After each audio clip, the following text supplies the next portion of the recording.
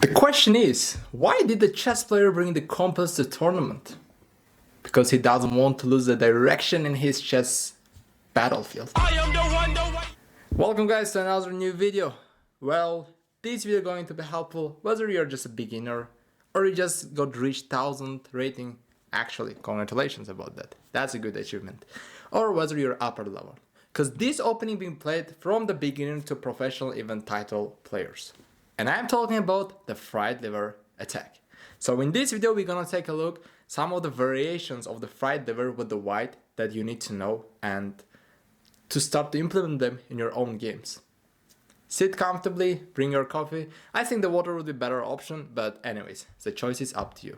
So let's get started. Alright, we start with the move e4, black plays e5, knight f3.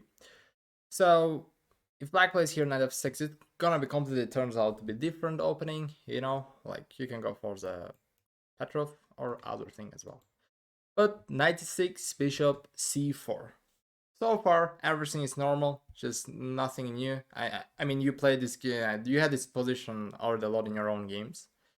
And black plays here knight f6, which means d3 castling, very natural that white can go for, but interesting option, knight to g5,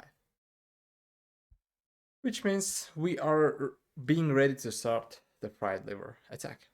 So in this position, black has to play d5 because that's a top engine move, and that's what's being played a lot by a lot of people.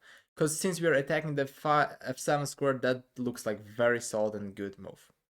But this video we're not gonna only discuss d5, but actually some sort of like others, like moves that black can do after d5.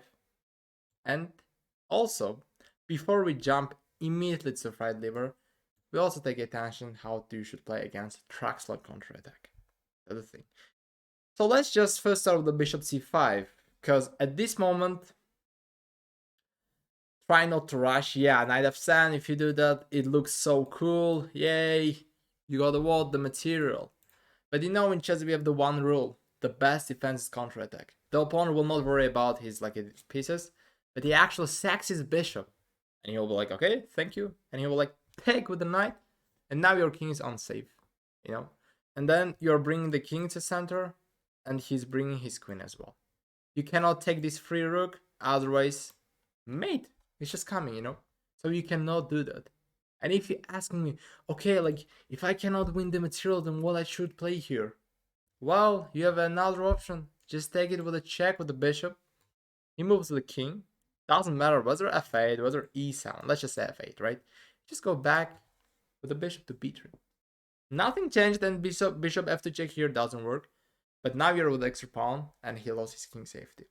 Pretty simple how you need to play against Traxler counterattack. That's enough. Okay, let's jump into back to the main thing. Knight g5, black plays a d5 in order to stop your threat. You take the pawn, and here again we are giving two options for the black, which knight d5. There's a pretty some interesting variations, happens a lot, tactical. I mean, I enjoy that a lot, like this sort of position. And also the second option that black can go knight a5. So let's first take a look for this knight d5 variation. Let's just get excited about some of them, and then we also see what can happen, what you should play against knight a5. Knight d5, let's go. Sacrificing the knight at this point. So black has to take, because you're doubling attacking. You're gonna win the material if he doesn't take your knight. He takes, and now you see this pin? You need to increase the pressure over d5 square. Queen f3 check.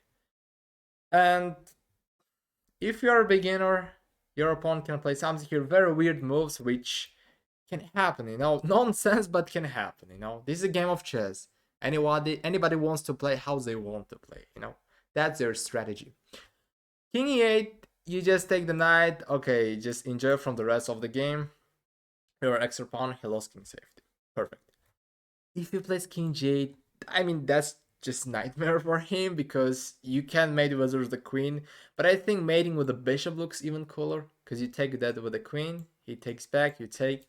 Okay, this is currently, it should be like a mate, but chess.com is not saying you won the game or your opponent won the game, and you'll be like, oh, I have the last defense. but doesn't matter, still it's a mate on the board. So 2 non-send moves, which white wins immediately the game. So black has to play king e6, and keep in mind, in the right lever attack, your main idea or the main square that you should focus on would be d5, and especially this d5 knight. Do whatever you want, but do not forget about increasing the pressure about d5 knight. And once you played here knight c3, you can see his knight's under attack because we got a 3 pieces comparing to defenders. So black has need to defend this knight. What are the possible ways he can try to do? Jumping there or jumping back so it can support the knight. Do not worry about something about knight d4. Yeah, he's counterattacking, but in the meantime, you can just take that with a check, and his king should go to d6, and you'll just go back, queen d1. Extra pawn, he lost king safety, winning position. But how about if he goes king e7? Should I again move backwards? You can do that as well, but if you have a mate into, why not to do it, right? Just finish what you started.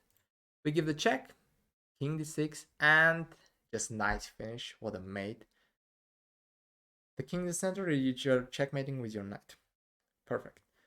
So this happens when the knight goes to d4, which immediately not gives a clearly winning position for white, but white is actually already completely better at this point. So 2 options that black can go. Knight e7, knight b4. Let's start first knight b4. Knight b4, he jumping to c2, right? I will say do not take this move too seriously and do not worry too much about, oh, he's coming knight c2, I need to defend it. Your mindset should be different when you're playing this sort of right lever and aggressive openings. And your mindset should be that the best defense is counterattack. That whatever you will do, whatever the piece you will add to attack, it should increase the pressure over that. And at this point, after knight b4, we're just gonna castle. We don't care about the pawn, because anyways, black cannot take because he's losing the knight. What he will do, increasing the defender of d5 knight. And now we go for d4. You need the open files, open lines in order to create a strong attack over the king. And d4 helps us to open the file of e file. That's where the king is standing right now. And after this, which I'm seeing in the database, a lot of people just here captured knight c2 because they thought, oh, okay, I secured my knight and I can just go enjoy from the free pawn. You're not gonna only enjoy from the free pawn, but go just take my rook, you know. Yeah, I'm just that sort of sweetheart, you know, like that. Knight a1 and now rook d1. What's happening? Just focusing literally on d5 because king in the center. And if you turn on the engine right now, it says +8 position, right? Because game is already over at this point. And let's just say what black can play. I don't know. It's just already losing position. Let's just say b5, right? Tries to kick out your bishop. Well, he's going to take it. He takes. And then you're taking the check. And the bishop g5 check. Whether it's a mate, whether you're getting a lot of material. And I think this is a moment I did a great job.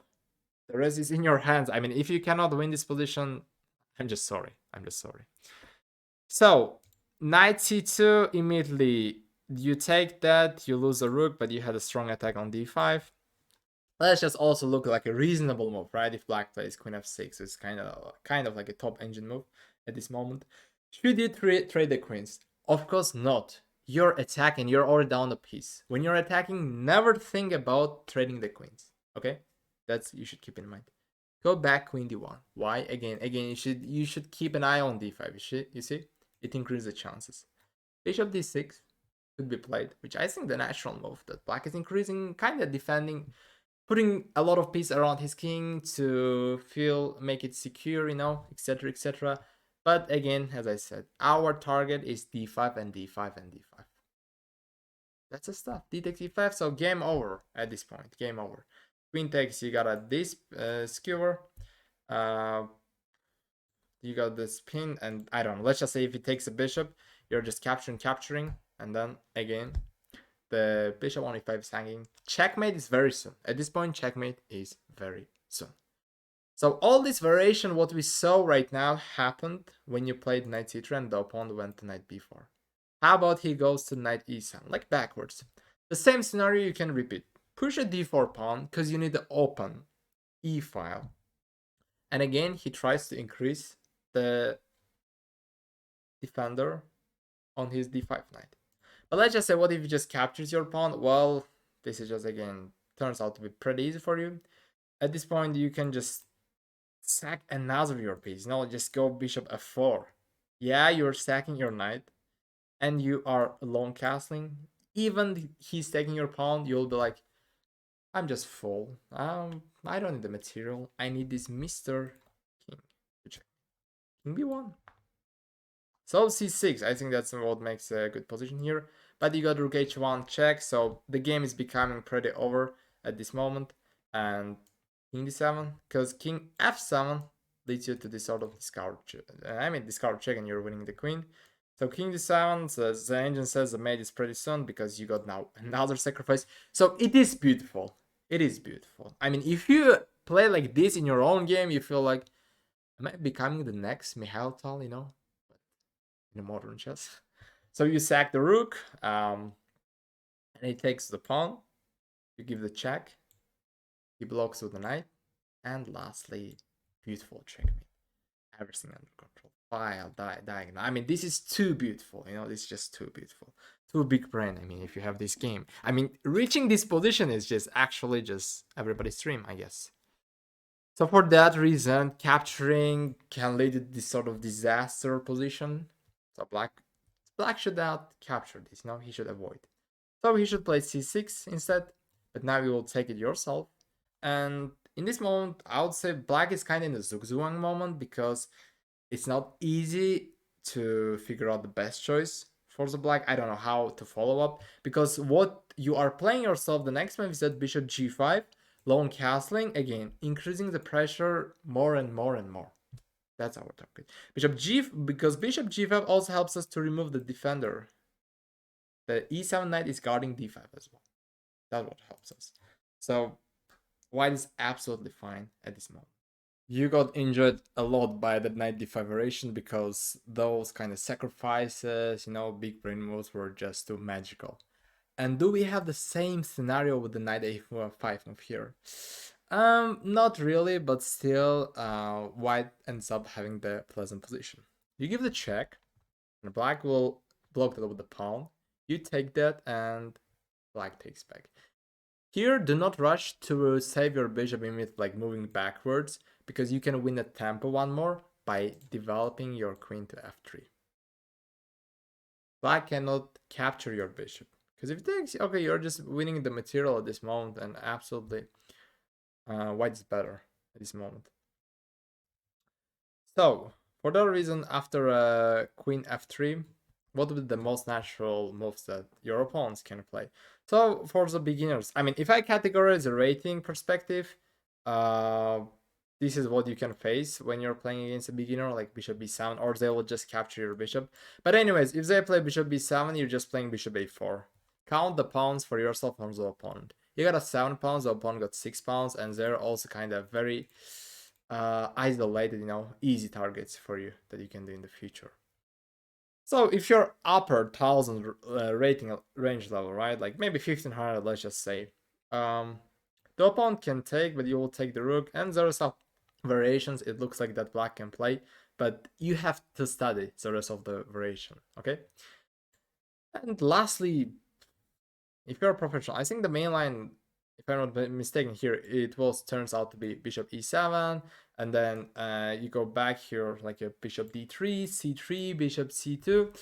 Kind of white plays with the extra pawn, but black has now some activity, that he can do with the on a quick pace. But I would say this is just pretty good opening for the white. I mean, it's a good choice opening for white until you kind of reach like a 1600 level on the chess.com. Even you can see this could be the worst case scenario in your game, like black is playing everything correctly, but still you're ending up extra pawn. Yeah, black gonna have a compensation for that, but the rest of the result is basically in your hands.